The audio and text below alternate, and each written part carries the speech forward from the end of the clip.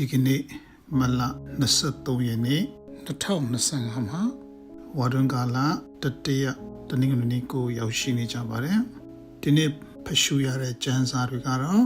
ထွံ့မြောက်ရကျမ်းခန်းကြီး3အငယ်1ကနေ8တဖန်73ကနေ15ပထမကိုရိန္သုခန်းကြီး10အငယ်1ကနေ6တဖန်10ကနေ12ရှင်တုကခန်းကြီး73အငယ်1ကနေ9တို့ဖြစ်ပါတယ်ဒီနေ့ကျမ်းနာရတဲ့ကျမ်းစာတွေကနေကျွန်တော်တို့ကိုပြောပြနေတာကတော့ဘုရားသခင်ရဲ့ကရုဏာသနာခြင်းကကျွန်တော်တို့ကိုအပြစ်ပေးဖို့ပြစ်ဒဏ်ချမှတ်ဖို့မဟုတ်ပဲအပြစ်က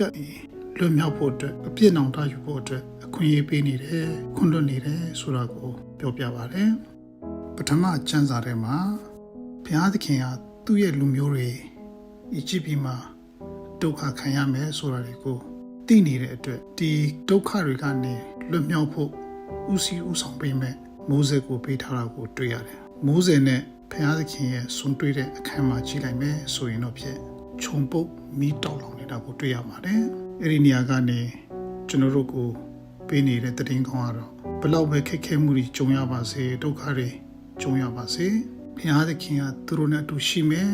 သူတို့ကိုကယ်တင်မယ်ဆိုတာကိုဂတိပေးထားတာဖြစ်ပါတယ်ဒုတိယကျမ်းစာထဲမှာကျွန်တော်တို့ကြည့်လိုက်မယ်ဆိုရင်တော့ဖြစ်ရှင်ဘောလုကကိုရိန္သုမြို့သားတွေကိုပြောပြနေတာကတော့ကျွန်တော်တို့ရဲ့ဘိုးဘေးဘီဘီတွေရဲ့ဝမ်းနည်းစရာကောင်းတဲ့အတွေ့အကြုံဇာတ်လမ်းတွေကိုကျွန်တော်တို့ကြည့်ချင်းအဖြစ်သင်ခန်းစာယူကြရအောင်ဘုရားသခင်ကဘလောက်ပဲခွင့်လွှတ်တဲ့ဘုရားဖြစ်ပါစေတရားတဲ့ဘုရားဖြစ်တယ်လို့ပြောထားတယ်အပြစ်ကနေနောင်တယူဖို့အတွက်အခွင့်အရေးပေးတယ်သူတို့ကျူးလွန်တဲ့အပြစ်တွေကိုလည်းခွင့်လွှတ်ပေးမယ်ကျွန်တော်တို့ရဲ့ဘိုးဘေးဘီဘီတွေကနားမထောင်ပဲနဲ့အပြစ်တွေကိုထက်ခါကျူးလွန်ကြတယ်ဒါကြောင့်သူတို့ကိုအပြစ်ပေးတယ်ဆိုတာကိုကျွန်တော်တို့သင်ခန်းစာယူကြရအောင်လို့ပြောပြထားပါတယ်ဧဝံဂေလိကျမ်းစာထဲမှာဒီနေ့သခင်ခရစ်တော်ကသူ့ရဲ့တပည့်တော်တွေသူ့ရဲ့တရားနာပရိသတ်တွေကိုစင်ခေါ်ထားတာကတော့အပြစ်ကနေနောင်တယူဖို့အတွက်ဖြစ်ပါတယ်အပြစ်ကနေနောင်တယူတဲ့နေရာမှာအချက်နှစ်ချက်ရှိတယ်ပထမတစ်ချက်ကတော့မိမိဘဝကိုပြန်လည်ပြုပြင်မွမ်းမံဖို့အတွက်ပစ္စည်းယူရင်းနေတဲ့ကျွန်တော်တို့ရဲ့ဘဝတွေကိုပြုပြင်ဖို့အတွက်ဖြစ်ပါတယ်ဒုတိယတစ်ချက်ကကျတော့အပြစ်နောင်တယူပြီးတော့ဘဝဟောင်းကိုမသွားဘဲနဲ့ဘဝအသစ်မှာကောင်းတဲ့အသီးတွေတည်နိုင်ဖို့အထူးသဖြင့်ဝိညာဉ်တော်ပေးမဲ့စုကျေးဇူးတွေနဲ့ဘဝကိုအသက်ရှင်နေတဲ့ပုဂ္ဂိုလ်တွေဖြစ်ဖို့အတွက်ပြောပြနေတာကိုတွေ့ရတယ်ဘုရားသခင်ကကျွန်တော်တို့ကိုအခွင့်အရေးပေးတယ်ကျွန်တော်တို့နောင်တယူဖို့အတွက်အချိန်တွေပေးတယ်ဆိုတာကိုကျွန်တော်တို့သတိရဖို့အရေးကြီးပါတယ်ဒါပေမဲ့သတိထားရမယ့်အချက်တစ်ချက်ကတော့ဘုရားသခင်ကကျွန်တော်တို့ကို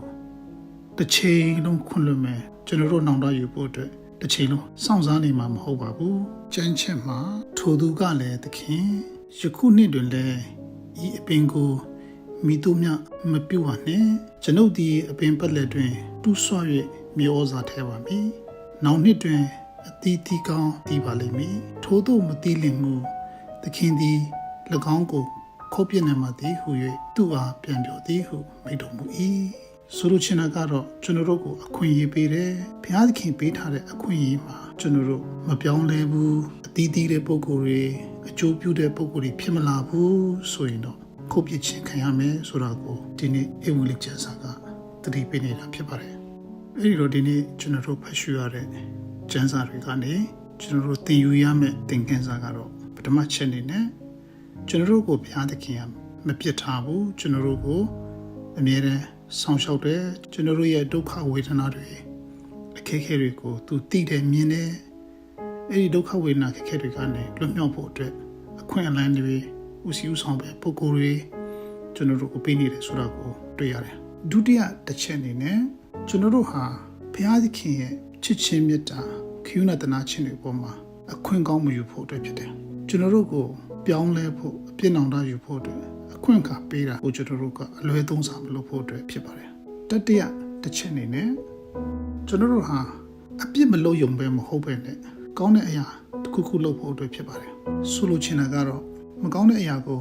မလုပ်ဖို့တသက်မဟုတ်ပဲနဲ့ကောင်းတဲ့အရာတွေကိုလုပ်ဖို့အတွက်တိုက်တွန်းနေပါတယ်